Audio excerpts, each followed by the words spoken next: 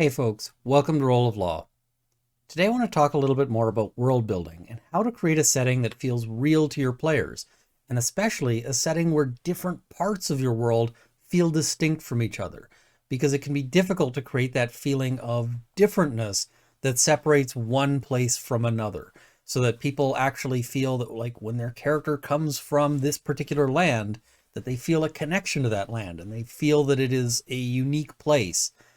And one of the things that makes this a little easier, it's a little trick, I think it's a really great trick, is to spend some time thinking about food. Humans, I mean, everybody eats, right? We all eat, but not just that, we have a deep connection to our food. It's a cultural thing, there's various practices about it, there's etiquette around it, there's all sorts of things. And if I tell you that I'm going to Japan, you're probably thinking of temples, you're probably thinking of, busy urban streets in the major cities, but I bet you're also thinking of sushi. These things connect us to our roots. People who've moved from one country to another, often one of the things they're looking for is, can I get food from my home country here? This is something that is really a big deal. And it's something that's easy to overlook in a game, but by making sure you think about it at least a little bit, you don't have to, this is not going to be something that takes a lot of time, which is why it's such a great trick. It's something quick and easy that can have a tremendous outsized impact, where you can get way more value out of it than the effort it takes. So if you think about a game like Shadowrun, Shadowrun is a game that actually spends a lot of time in its rulebooks talking about food. It's a corporate dystopia where the corporations have taken over everything and most people live fairly mediocre lives. And so there's a ton of discussion in the Shadowrun source books about, are you eating soy? Are you getting flavor with your soy meals? Or are you one of the super rich who actually gets to eat like a steak? That would be something that would be very unusual in the Shadowrun universe. That focus on food and how so many people are kind of denied any real connection to it is part of what helps establish that dystopian feel for the Shadowrun game. Similarly, if somebody walks into, an inn, they're going to, the party's going to stay the night. And if they smell like a rich rabbit stew cooking with fresh bread, that's going to give them a different feeling than if they walk in and there's like a roast pig or maybe a curry. All of these different things are possibilities and they will create different senses in people. Now, there's all sorts of ways you can do this. I mean, the easiest way is just to take existing cultural foods and kind of file the serial numbers off. But you can get creative. I mean, you can start having all sorts of different practices around this. Are there people who go and hunt like a particular wild animal, maybe even a monster? And, is that a local cultural delicacy? If the party is sitting down for dinner with a noble, are they getting a roast pig that conveys one thing?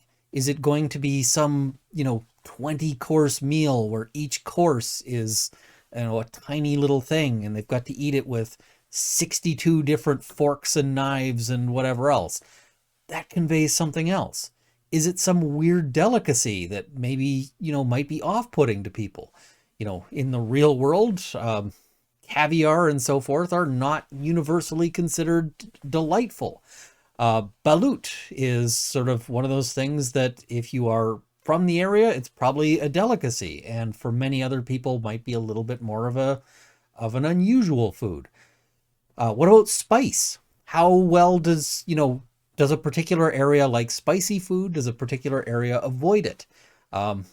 Garlic. If you have ever played Quest for Glory 4, they make a big point about how much garlic is in things.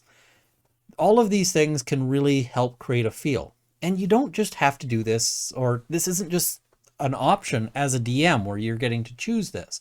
I always like to think about this in terms of my characters as well. What kind of food does my character like? What is their favorite food? What do they usually actually eat? If they're cooking at home, what kind of food would they cook versus what kind of thing would they get if there was anything in the world available? Are there things that they don't like? Are there things that they do like that, might be a little strange to other people? All of these things are ways that when I'm thinking about a character, can really help me get into the mind of that character. And I've seen this done really well in some really amusing ways. One group I was playing with, there was a barbarian character, and he was this big, tough guy, he just didn't stop for anything, right? This was the sort of person who, if there was a hallway that was covered in flames, he'd just be like, whatever, charge through it. And the player of that character decided that his character was an absolute spice wuss, that he couldn't tolerate anything spicier than ketchup, and it was kind of hilarious. He played it up for laughs because, he's this big, tough character who then the instant he's eating something that's a little bit spicy, it's like, whoa, that's the limit. So all of these things can be a lot of fun. And as I said, this is something that's really easy. It can be just a few seconds of thought when you're thinking about, what's around people. What do the kobolds eat? What are they snacking on? These kinds of things can really create that rich feel, because you're basically hijacking the way people already work. You're hijacking this visceral sense that we all have of how we relate to the universe. People like a good meal. People don't like things that sort of are off-putting to us.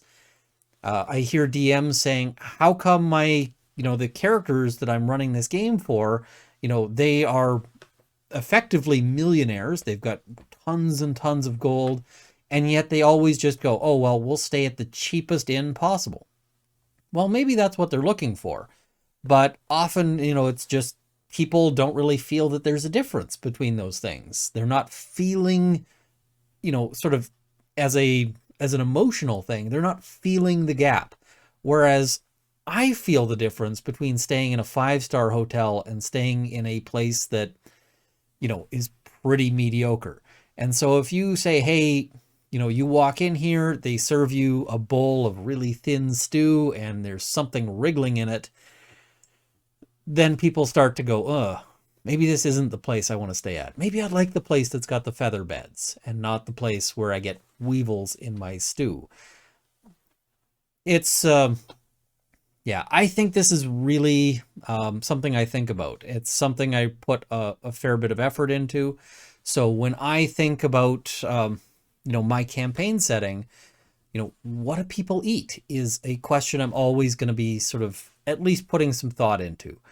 So the people in Latra, depending on where they're staying, there's going to be different people or different things that they eat. So, they like to hunt large animals like big game, have roasts, but a certain group of them are nomadic. They stay at different places. When they're staying at a place that's kind of lakey and swampy, which is part of their sort of rotation, they eat a lot of wild rice and a lot of what they'll call a swamp boil, which is they'll pull various kind of fish and crustaceans and so forth out of the water and boil them together. And if you're thinking of a particular culture when I say that, then I already got you here. You can see how that kind of plays in, and you start thinking of different groups when you hear these different things. So I really recommend this. It's one of the things I love to do in a game, and I hope you find it useful. So thank you for watching. See you guys next time.